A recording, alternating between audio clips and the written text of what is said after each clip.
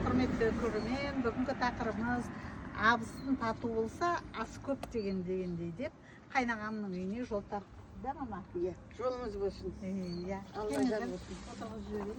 Қазір әжем отырған. Бақытты болып шығасыңыз. Жолда жүрмін, аман жүр.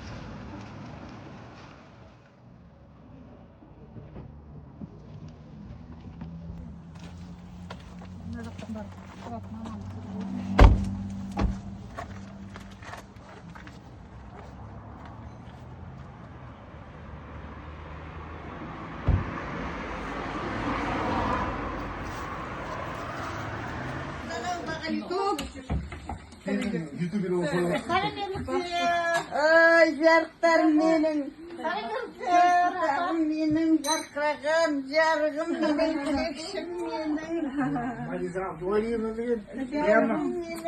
Кеше бәрі айтып жатыр ғой, мамаңнан айнымайды екенсің дейді.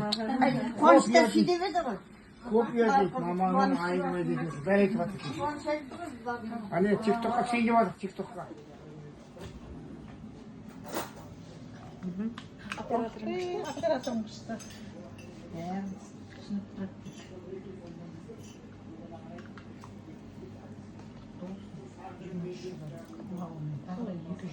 Ал енді кеше мен айтып жатырдым ғой, құрметті көрермендерім, құдағайым менің Ақбаян. Вот Ақбаян деп айтқан құдағайымның абысынан, құдағайымның менің мама таныстырып жібер, иә? Ақкөкені. Иә, бүгін менің асқарымның отының басында бауырларын жинап, Алматтан келіп, Ақболатым тұңғышым менің жолдасы келіншегі Гүлнәр мінекей. Пенсияға шығып кетті деп айт. Пенсияда екеуі де пенсияда, Құдайға шүкір, балдарын бағып отқан қадірлі, аяулы ана, аяулы ата. Енді бүгін Асқаржан бәріміздің басымызды қосып отыр. Менің Алла берген 4 келінім бар. Бүгін 4 келіннің басы бірігіп отыр. Міне, апа. Сосын оның ортасында... Бұта мен кешегде айттым ғой, Батырдың мамасы. Міне. Ортасында... Апа. Ақнұрайымның. Не? Тәте, міне Батыр деп айттым ғой сіздерге, Батырдың мамасы.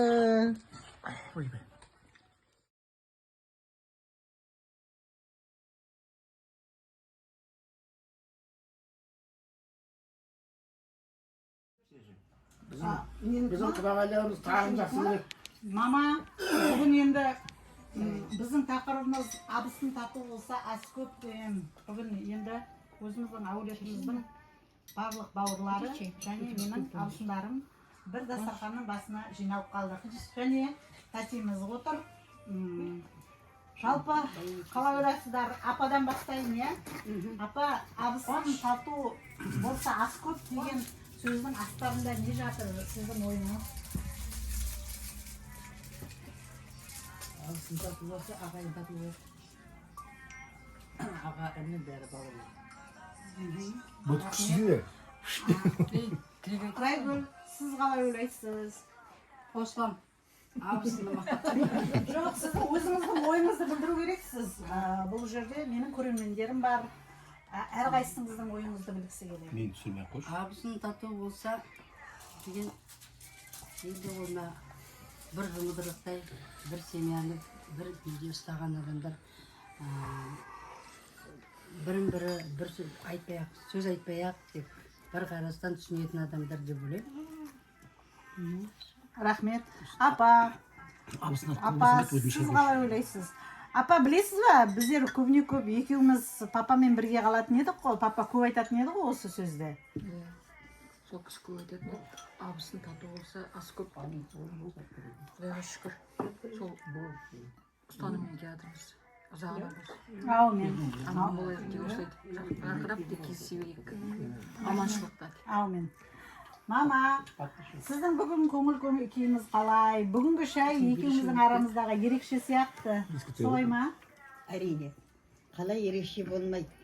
Маған Алла берген, Алланың өзі берген 5 баламның басы құралып, 5 балам семьясымен 10 болып отырсыңдар. Мен қалай қуанбаймын? Абысын тату болса ас көп, ағайын тату болса ат көп. Ол бекер айтылмаған мақал. Ал тату болыңдар, бұл жалғанда татулыққа еш нәрсе жетпейді. Бір бауырдан өстіңдер, әрқайсының шаңырақ көтердіңдер. Өздерінің балдарың бар. Құдайға шүкір, міне Ақболатым менен Гүлнарым Алматыдан келіп жатыр. Пенсияға шығып жатыр.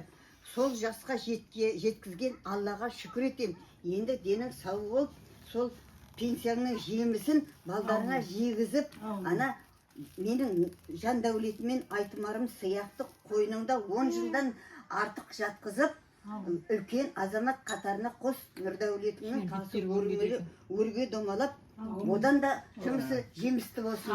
Келінің айтатыны жоқ, маңдайыңа екеуінің тілеп едім. Алматыда жалғыз үй ғой, қашықта жүр ғой. Бір жақсы құда жекжат тапқыл қайта. Ақболат пенен Гүлнарыма қатысып, бір-біріменен мәре-сәре болатын деп, сол Аллах тілегімді қабыл етті. Еркімменен құдағайдың аты кім? Ажар құдағайым керемет жандар, екеуі де педагог. Бала қыздары ұлын ұяға, қызын қияға атқарып отқан жандар. Керемет, адамгершілігі мол, мықты сыйластығы зор. Тұңалары да керемет. Сендерді жақсы қарсы алды. Барған сайын осы құдағай келді деп мені қарсы алып шақырып осы дымы қалмайды. Кеше де көргенде құдағай жешесаңыз, деніңіз сау болсын, қартаймаңыз деп жатыр. Енді ол қартаймау, мен өмір келгесін қарттық келді ғой маған. Мен қартайғаннан, өлгеннен қорықпайын. Менің бір тілегім, осы көзіме көрінген Алланың өзінің берген балдары менің көз алдымда аман болып, маған сол балдардың жамандығын көрсетпесе екен деп тілеймін. Жақсы. Осы жерде енді бүгінгі дастархан жайған, менің өзімнің жақсы көретін апам, апа деп айтам, және жақсы көретін ағам, өзі Сіңкеге ұқсаған. Бүгін деген сіздер ақ дастархандарыңыз жасап жатсыздар. Тағы бір қуанышты жағдай, көрермен, бүгін біздің отбасы құрғанымызға 23 жыл 5 октябрьде тойымыз тойланған. Бүгін ағаның үйінде осындай дастархан жасалады дегенде мен мықты қуанғанмын. Аға, сіздердің тілектеріңіз, сонымен біз бүгінгі күнді аяқтаймыз. Ал құрметті бауырларым, мама, қош келдіңдер. Біздің жанұяға алыстан ағам келіп, Болат, Гүлнар жеңгем. Сол енді біздің үйге келіп, шай ішіп, дәммен татып. Ал бүкіл жортқана жолдарың болсын. Аумин. Қыдырата жолдастарың болсын. Ертең тек аман есен ауылдарыңа жетіңдер. Балдарға, құда-құдағайларға бәріне дұғай бізден сәлем айтыңдар. Бауырларыма көп-көп рахмет. Бәріңіз тек звондағанда тек жетіп келдіңдер. Біздің дастархандарымыз тек қана қуанышқа жайылсын. Бейнетіміз той болсын. Ортада төрде отқан біздің мамкамыз, анамыз аман болсын, жүз жасасын. Баян 100 жасасын. Аумин. Аумин. Апа. Сіз келем сонда. Ал қайнаға абысын Қош келдіңіздер. Ішке қаттырақ сөйле. Жақсылықта, қуанышта кездесе берейік. Ортамыз толсын. Балдарымыз аман болсын. Аумин. Немерелеріміз өсе берсін. Аумин. Пенсияға шықтыңыз құтты болсын. Тек осы асқар шаңырағына қуанышқа келе беріңіздер. Аумин. Қуанышқа келіңіздер. Аумин.